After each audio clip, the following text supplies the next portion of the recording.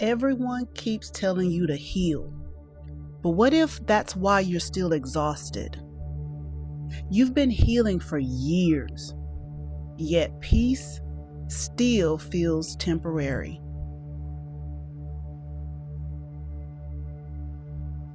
Before we begin, close your eyes just for a moment. Think of the last time you told yourself, "I'm still healing." Feel how heavy that sounded in your chest. How that one phrase carried both hope and exhaustion. Now let's talk about why.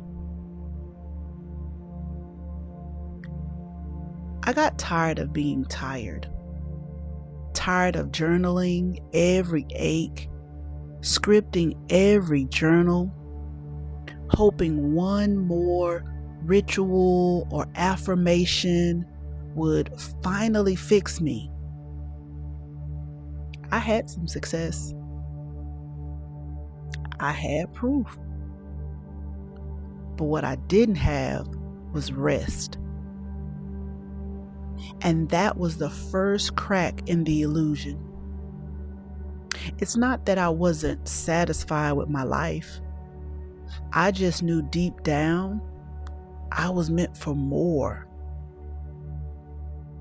I was meant to live a life that was buried so deep down and so big, sometimes I dared not say out loud.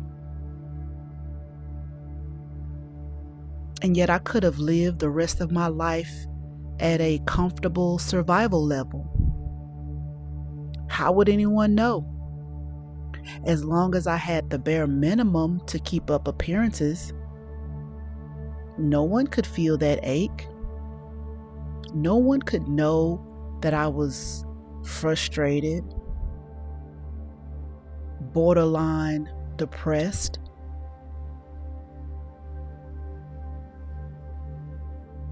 Have you ever done everything right and still felt wrong inside?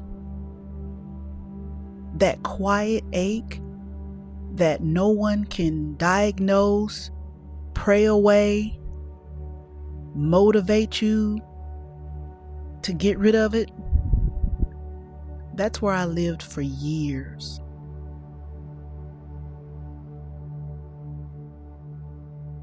I knew how to look fine while feeling empty. I could post the quote, pray the prayer, even teach the practice, and yet still feel hollow after the camera went off. After I gave my best speech, after I enlightened and helped someone with the best breakthrough they've ever had. And I would still wonder, maybe it's not the healing that doesn't work. Maybe it's that I was never supposed to build a home there.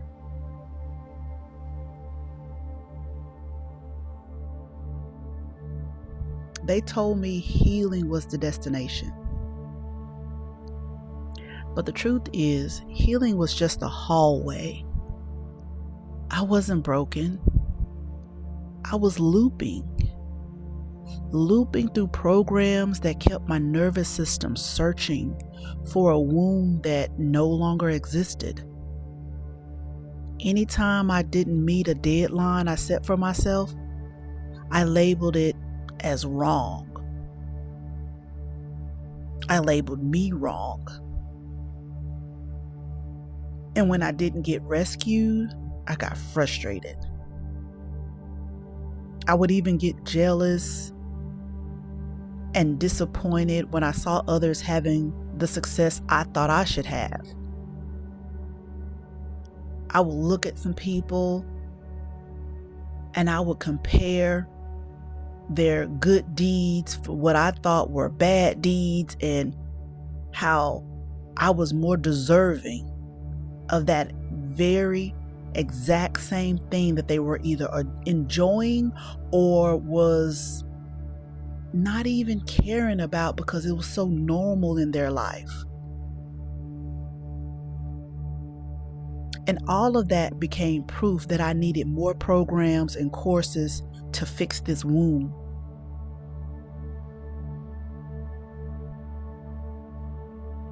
It wasn't just mental. It was lived in my body. The loop sounded like overthinking, and it felt like tension behind my ribs. I'd wake up already apologizing to the day, measuring my worth by how quickly I could fix something that wasn't even broken. And that's when I realized my pain wasn't the problem. My pattern was. The remembering process begins when you stop asking, "What's wrong with me?" and start asking, "What part of me still believes I need fixing to feel safe?" That's where the old guard lives, the reflex that equates peace with danger, silence with loss. Every time I would take inspired action, it was met with silence, and when I tell y'all, it devastated me. Why weren't things working out in my favor? I'd been taught that any problem I had was most likely my fault, or some trauma that I hadn't faced or healed, or I'm resisting in some type of way. So my old guard, what I call my nervous system, would sabotage me to keep me safe. Because to that part of me, freedom, true freedom, felt dangerous and unsafe. We all fear the unknown.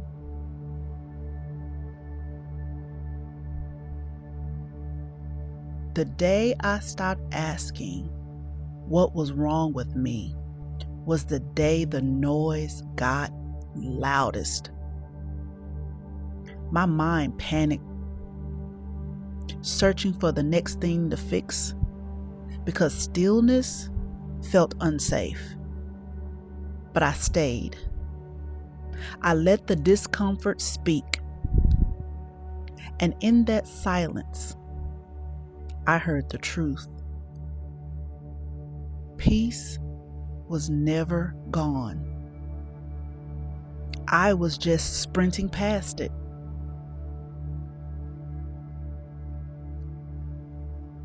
I had to sit still long enough to hear my body's real voice,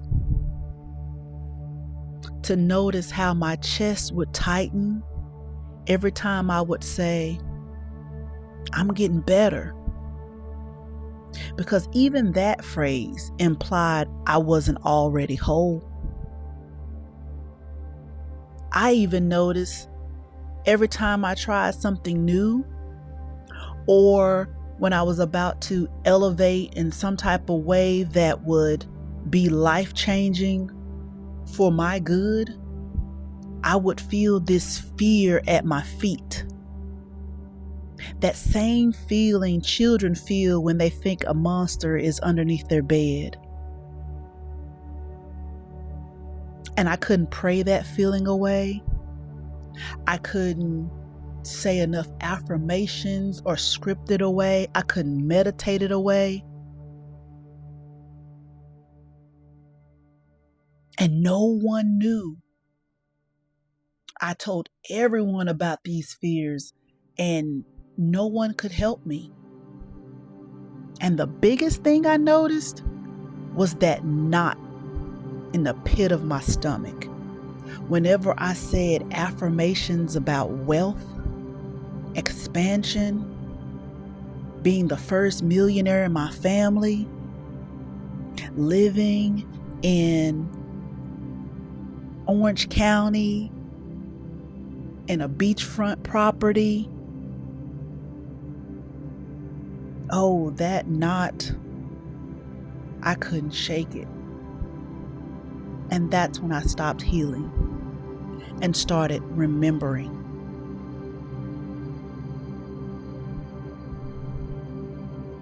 Maybe your body has been speaking too, through migraines, fatigue, stress, an eye that twitches, the sudden urge to cry for no reason at all.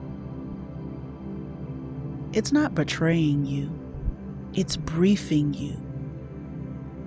It's saying, we don't need another program. We need presence. You're not behind love. You're being placed.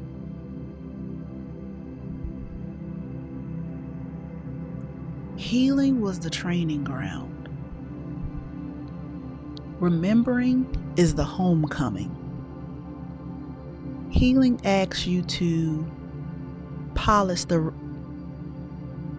reflection.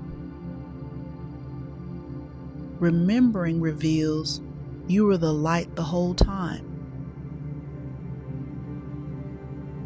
In other words, healing asks you to repair the mirror, trying to fix what looks damaged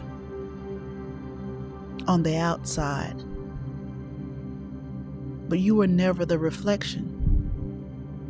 You were never the image of a damaged being that appeared in that mirror. You were always the light that allowed the image to exist in the first place.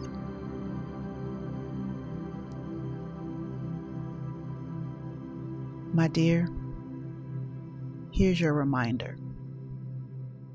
You were never the flaw that you were trying to correct. If you're hearing my voice right now, it's by divine ordinance. This is the sign that you've been looking for.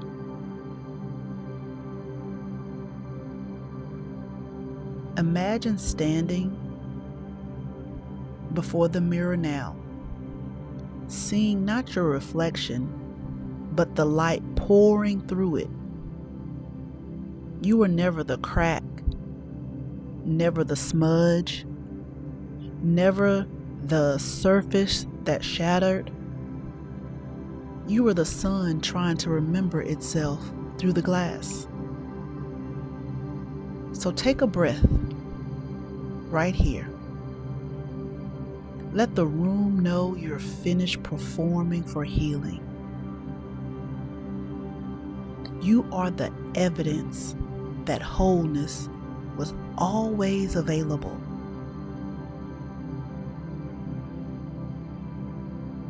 So if peace still feels temporary after all the work, you're not failing, you're finishing the loop.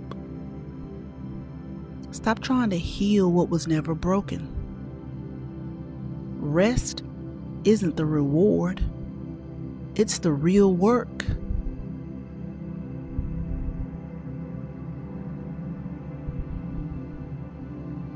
You're not here by accident. It's time to take your power back by remembering who you truly are. If this cracked something open for you, subscribe and sit with me in the next SoulFire. For the days when you don't have words left, play the SoulFire Soundscape that pairs with this message. It's pure sound and stillness, no talking, just remembering.